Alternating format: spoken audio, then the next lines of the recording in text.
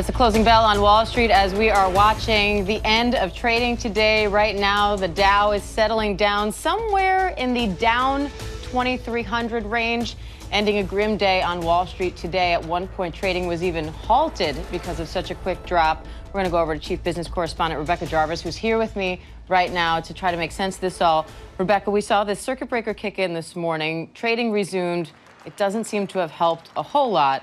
And then we got a move by the Fed as well. I know there's a lot to unpack there, but let's just start by what you make of this closing. Well, this is a historic closing, down 10%. We have not seen that for a very long time in the markets. It will be the worst day this year, but the worst day for many years for stocks.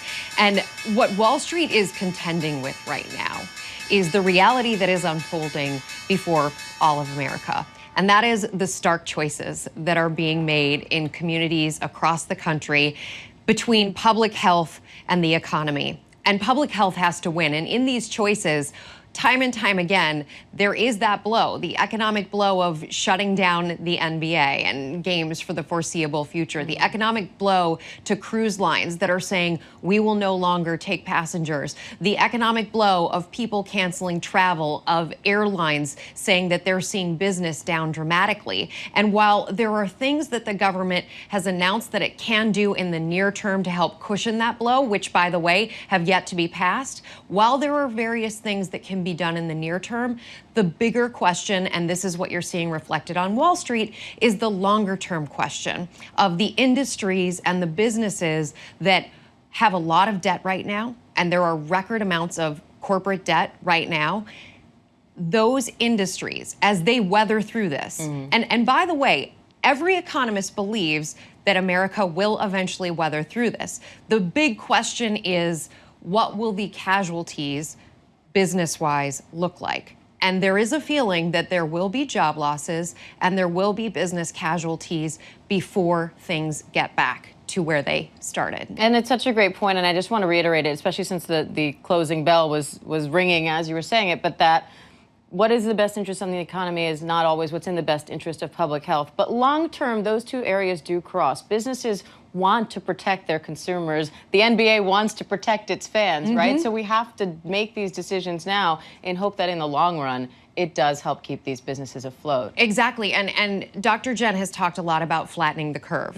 By flattening the curve, you keep fewer people in the hospital system. You don't overtax the hospital system all at once. That in and of itself has positive economic effects. I mean, look, we're talking about people and humans here, and I don't want to lose that in this conversation. That is number one, and it should be number one.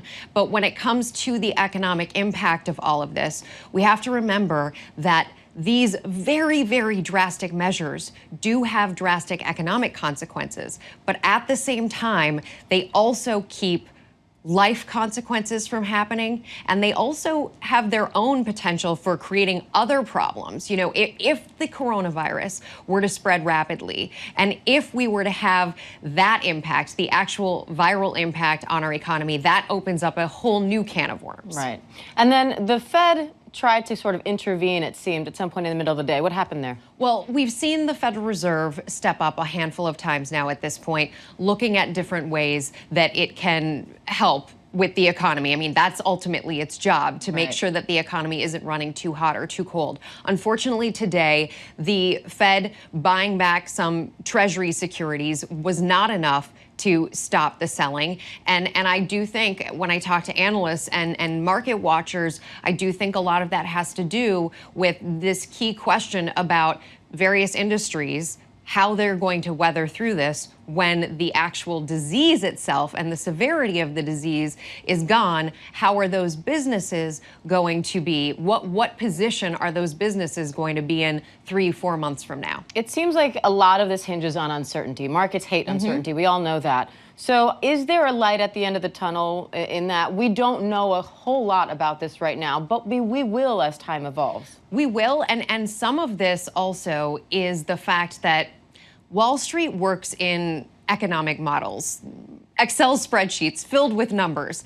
Every single number in those spreadsheets is changing right now because of the coronavirus. So everything that you might have thought coming into the year 2020 has dramatically changed. And by the way, we don't know where it's going at this point. When Wall Street feels collectively that it has a firmer sense of what those numbers will look like in the future, that could be where the market settles, where it bottoms. There's language on Wall Street, you might hear it. Are we in a V-shaped recovery or a U-shaped recovery? A V-shape is where the market goes down and shoots right back up. That's not what we're seeing right now. The market has gone down, and it's gone down for a few days now. That's more of what's known as a U-shaped recovery. It goes like this. But the question is, when does that U start tilting back up? And that's a question that people who are in the day-to-day action of trading are trying to answer to their own benefit financially. From you and me and everybody else who's watching, the key thing is the economy. It's how is this economy going to look in 3 months, in 1 year from now? And I have to say, I commend the businesses out there that have done really stark and difficult things to protect customers and employees, but I think that there will continue to be even more of that. And again, that does have near-term economic consequences. Well, we hope, of course, that those decisions pay off in the public health sphere, which, of course, benefits us all long-term. Yes.